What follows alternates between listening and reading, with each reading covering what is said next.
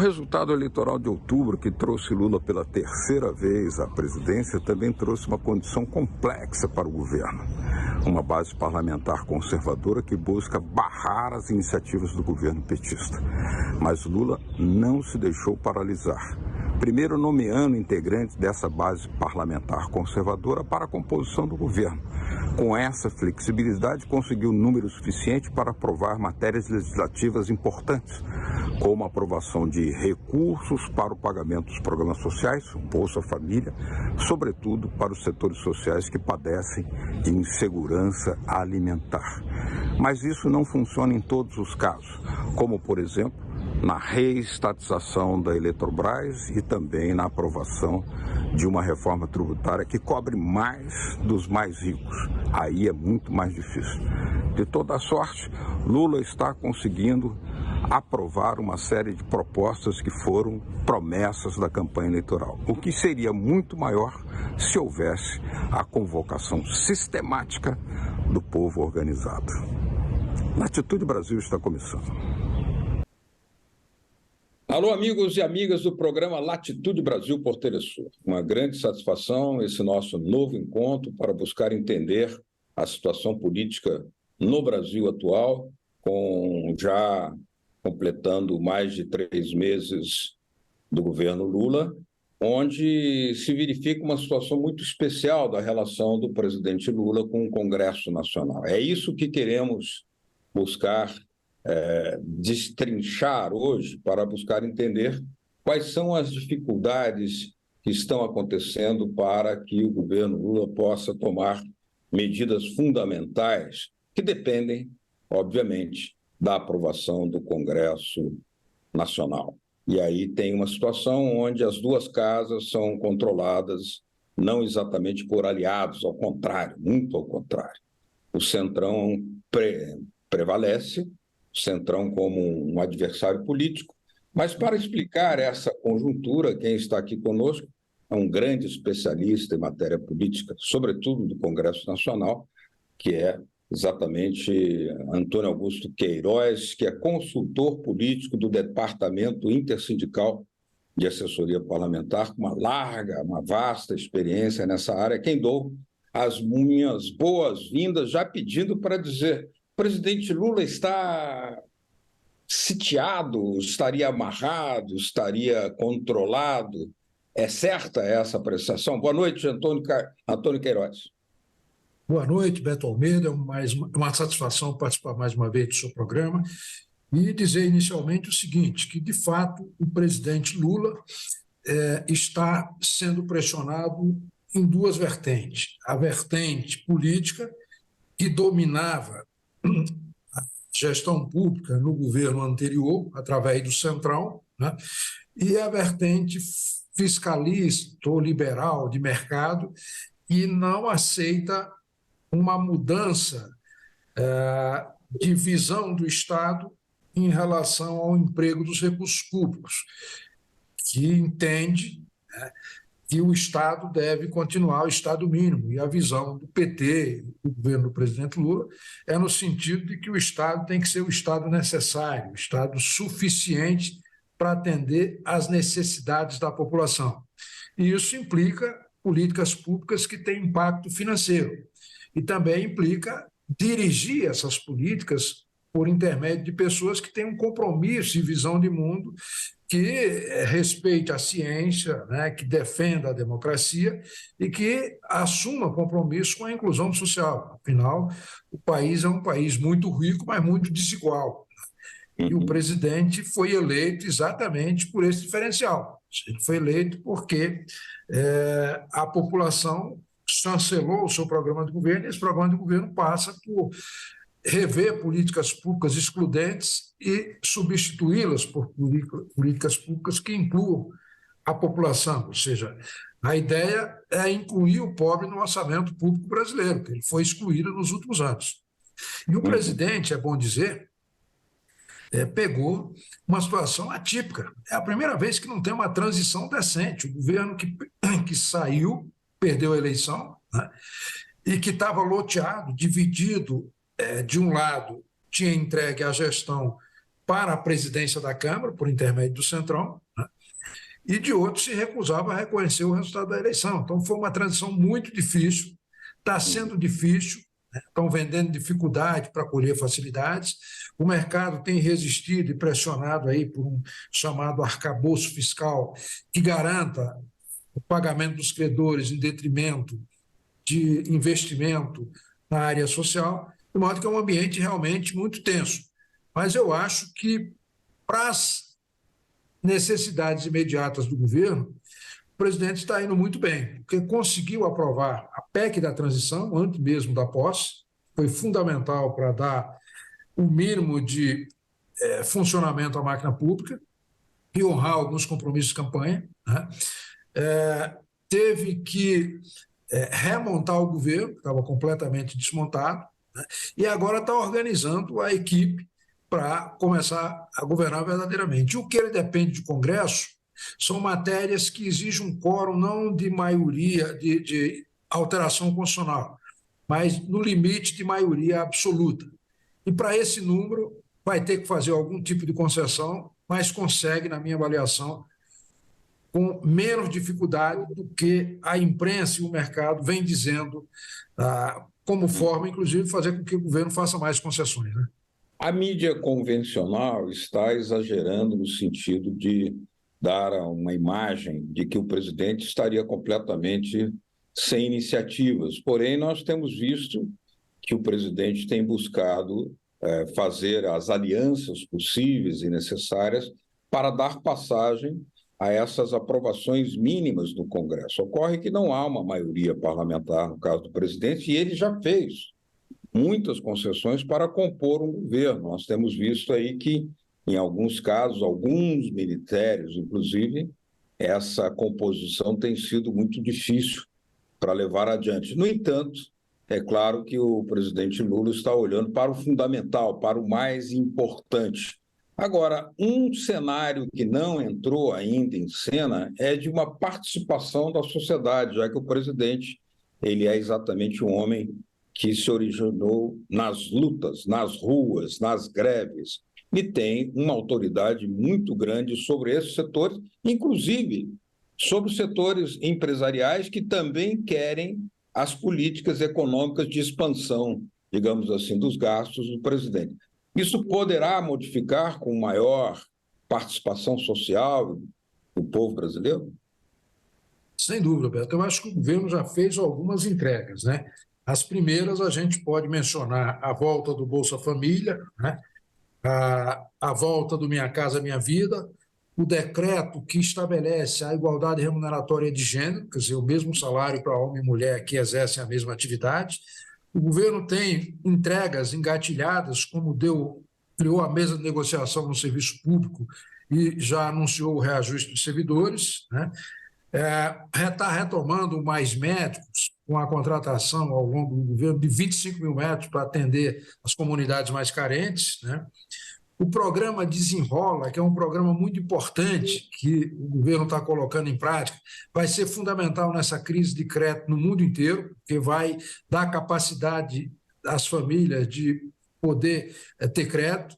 O BNDES vai auxiliar as pequenas e microempresas, de modo que esse governo está agindo e tomando providências. Criou grupos de trabalho já para trabalhar na regulamentação da reforma da Previdência e rever aspectos da reforma trabalhista. Mas o fundamental, Beto, é o seguinte, é que nenhum governo, no passado, teve tantas portas de entrada para a sociedade quanto o atual governo. Foi criado o Sistema Nacional de Participação Social, através da Secretaria-Geral da Presidência da República. Lá tem um conselho com a participação dos vários setores da sociedade. Agora, em maio, o presidente ia instalar em abril, mas ficou para maio por conta da viagem para a China, vai ser instalado o chamado Conselhão, com 200 de representantes da sociedade, com todos os segmentos representados e com quase paridade de gênero, porque ali tem 40% de mulheres e 60% de homens nesse conselho, que vai ser fundamental. Então, para você ter uma ideia, cada ministério tem uma assessoria especial de entrada da participação popular e da diversidade. Então, tem uma secretaria que só cuida disso. Tem outra que é a ouvidoria, que é a entrada do consumidor, do usuário de serviço público para poder fazer reclamações lá. Tem uma série de portas em que o governo vai dialogar fortemente com a sociedade brasileira. É que nessa primeira fase, ele está recuperando os programas que foram desativados pelo governo anterior, ali pelos governos anteriores, na verdade, o Michel Temer e o Bolsonaro. A partir de maio, o governo começa com programas novos e todos eles com escuta da sociedade, debate amplo no interior dos vários espaços de diálogo que estão sendo criados com a retomada das conferências, enfim. Acho que a participação da sociedade vai ser muito efetiva. Nesse primeiro momento, especialmente nessa emergência que tem o arcabouço fiscal, porque foi aprovada uma emenda à Constituição, eliminando do texto constitucional aquele entrave do governo anterior, que era teto de gasto, gatilho, etc., vai se criar uma nova regra mais factível, mais realista, mais inclusiva, que vai na perspectiva do seguinte: foi apresentado hoje esse arcabouço. Tem limitações para a expansão do gasto, mas permite, por exemplo, que 70% da receita nova, e tem muita receita para ser cobrada, que as grandes empresas não estavam sendo fiscalizadas no Brasil. Os dois presidentes das duas casas, mas especialmente o presidente da Câmara, Arthur Lira, têm tido uma postura muito mais dura em relação a fazer chantagens no limite do impossível, né, em relação ao governo Lula. Como você caracterizaria essa situação para prever situações muito sensíveis, como, por exemplo, a reforma a correção daquilo que foi a chamada reforma da Previdência e dos direitos trabalhistas, que foram praticamente destruidoras? Isso aí, para reverter, é algo de uma sensibilidade tremenda. Com uma hostilidade na presidência da Câmara, já chegou a dizer para o próprio presidente Lula: você não tem maioria para aprovar determinadas matérias. Como isso pode ser negociado? Pois é, o presidente da Câmara era o homem mais poderoso da República na gestão do Bolsonaro. Ele administrava o chamado orçamento secreto. Era do gabinete dele que partia a ordem de ordenação de despesa nos diversos ministérios, né? Ele perdeu essa condição, mas continuou como presidente da casa, foi reeleito, inclusive, com apoio da base do governo. E está fazendo o possível e o impossível para preservar alguma fração do mútuo poder que tinha antes. Porque o presidente da Câmara, ele sabe que o mandato dele vai até fevereiro de 2025. A partir de fevereiro de 2025, ele vai ficar sem a presidência da casa. Vai ficar no limbo. E aí, se ele for hostil ao governo, o governo tem mais 2 anos de mandato. E no estado dele, os 2 principais senadores são adversários políticos dele, assim como o governador do estado. São os cailheiros, o Renan Pai e Renan Filho. Sendo do que estado Renan de Alagoas, Filho, né? Estado de Alagoas. Sendo o Renan Filho o ministro dos Transportes, né? Então, ele vai ter que moderar esse discurso sob pena de haver um rompimento, e havendo um rompimento, ele vai ficar em tremenda dificuldade nos próximos anos, quando sair da presidência da casa. Então, acho que ele vai levar isso em consideração. O governo tem sido muito parcimonioso em relação a reagir a essas bravatas do presidente da Câmara, porque está compreendendo que ele está lutando pelo nicho de poder, né, pelo menos parte desse nicho de poder, e acho que vai ser possível um entendimento, até porque o Lira, quando sair da presidência da Câmara, ele vai querer ser visto como aliado de governo para, eventualmente, não perder a visibilidade que tem, eventualmente, para o ministério. Então, está exatamente criando esse ambiente para se credenciar, para mais na frente não ficar completamente isolado. Ok. Estamos conversando aqui com Antônio Augusto Queiroz, consultor político do Departamento Intersindical de Assessoria Parlamentar, uma das vozes mais experientes na análise da geografia do Congresso Nacional. Voto por voto, cabeça por cabeça, conhece muito essa história, e dali dependem, claramente, as medidas que decidem no orçamento, na aprovação das leis mais importantes. Faremos uma pequena pausa em Latitude Brasil.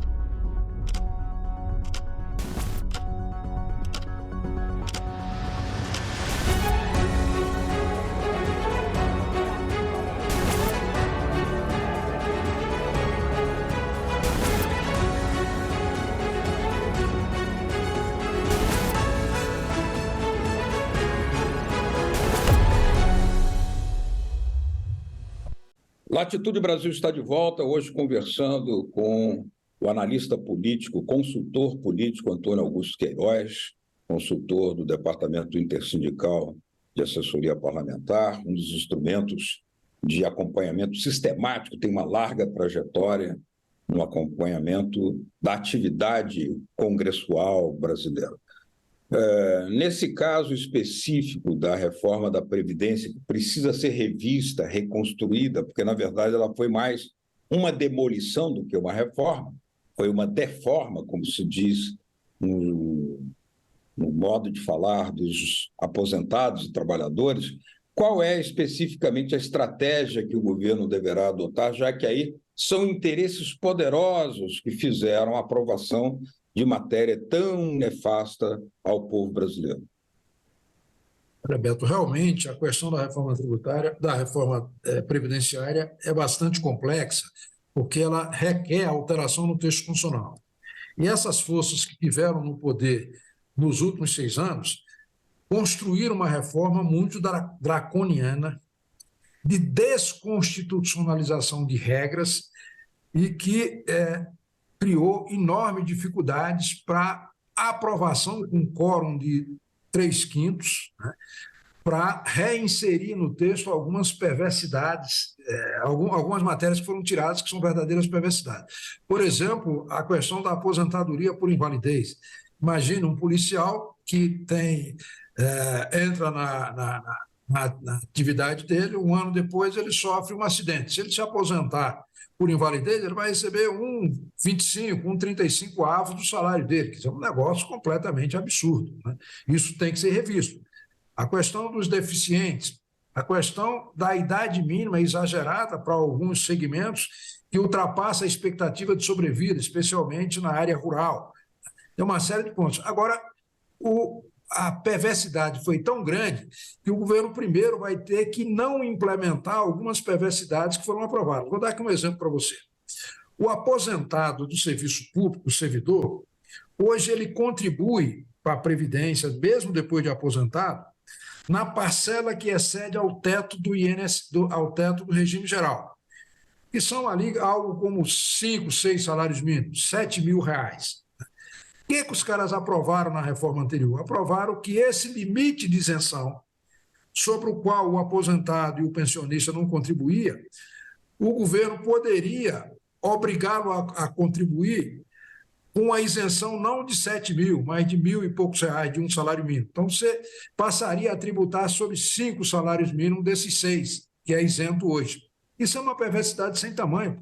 Na invalidez, na velhice, a pessoa vai precisar ter uma condição mais confortável para comprar medicamento, enfim, para cuidar bem da sua saúde e usufruir daquele período que se dedicou.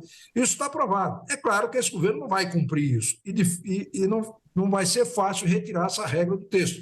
Mas vários governos estaduais e municipais já implementaram, já estão punindo os aposentados. Uma perversidade foi muito longe.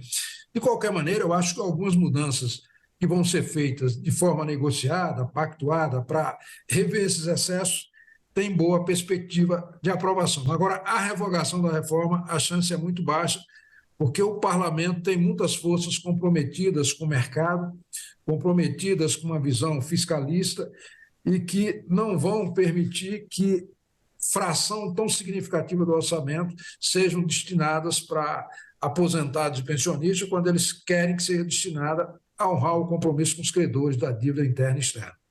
Em relação a corrigir a deforma trabalhista, que aí houve praticamente toda uma demolição de um edifício construindo ao longo de décadas, desde a era Vargas, quando vieram lá as medidas da CLT, que foram assinadas, inclusive, no campo do Vasco da Gama, para quem gosta do futebol na política, né?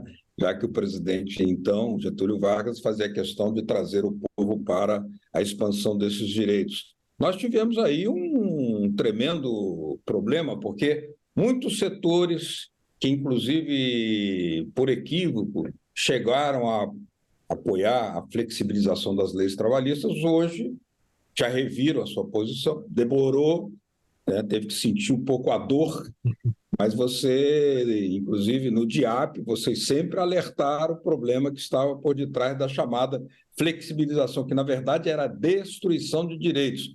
Esse tema é igualmente difícil. Como tratar isso? Pois é, esse é igualmente difícil, como você disse.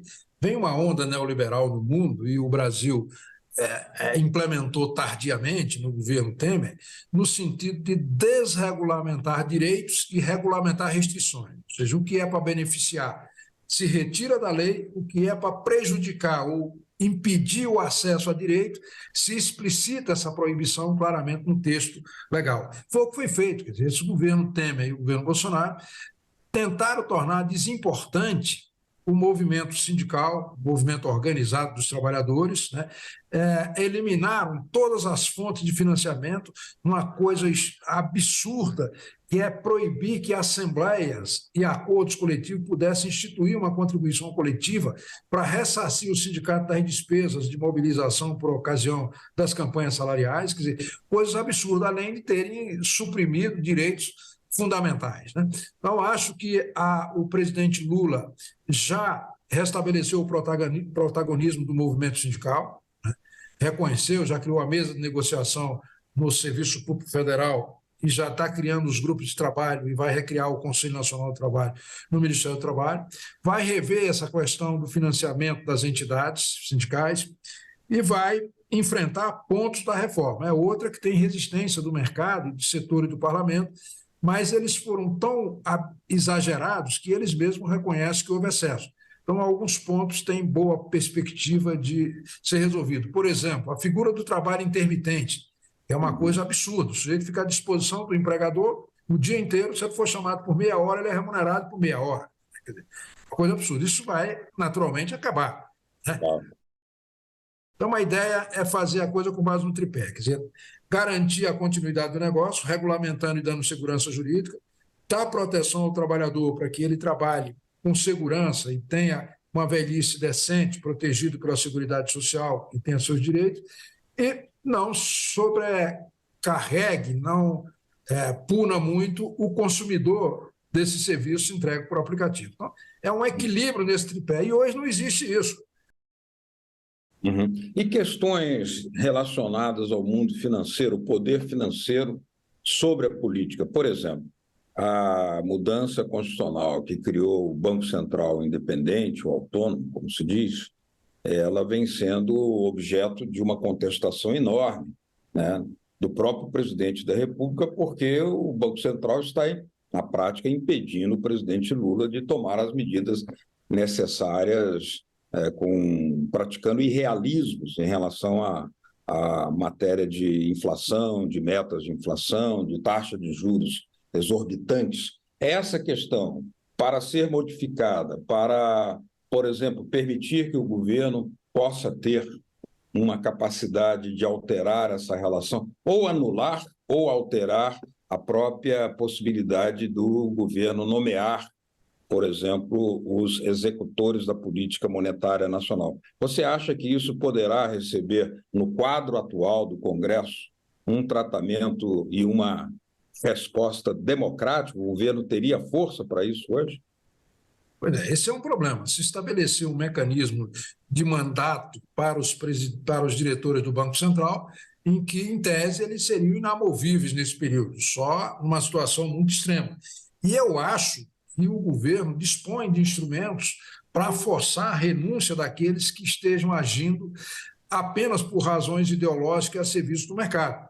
Nós estamos aí às vésperas de uma crise de crédito grave no Brasil.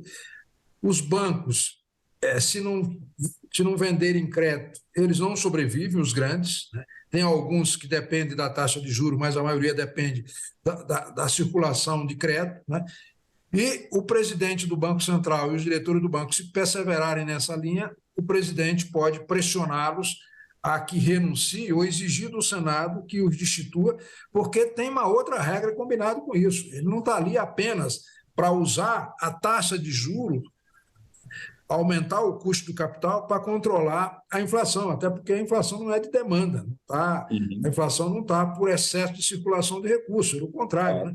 Então, o presidente do Banco Central, ele recentemente, né, nos 2 últimos anos, não cumpriu a meta de inflação, então tem motivo mais do que suficiente para afastá-lo. Divulgou um cálculo recentemente. Já na lei atual, né? Na lei atual. Exatamente. O presidente poderia usar isso. Exatamente. Deu um cálculo também dizendo que o banco tinha tido um lucro de 12 bilhões, quando na verdade era um prejuízo de bilhões, né? Um erro crasso que levaria inevitavelmente à derrubada. O mercado, que é tão endeusado, quebrou as Americanas em fraude, né? Quer dizer, então, esse endeusamento do mercado é uma loucura, e o presidente Lula está sabendo aproveitar isso, chamar atenção para esses aspectos. Então, eu acho que o presidente do Banco Central, tal como o presidente da Câmara, vai ter que rever essa posição dele, porque no governo anterior era o segundo homem da República. No atual, se fizer uma lista de 0 a 100, ele não aparece entre os 100, ele está completamente desimportante.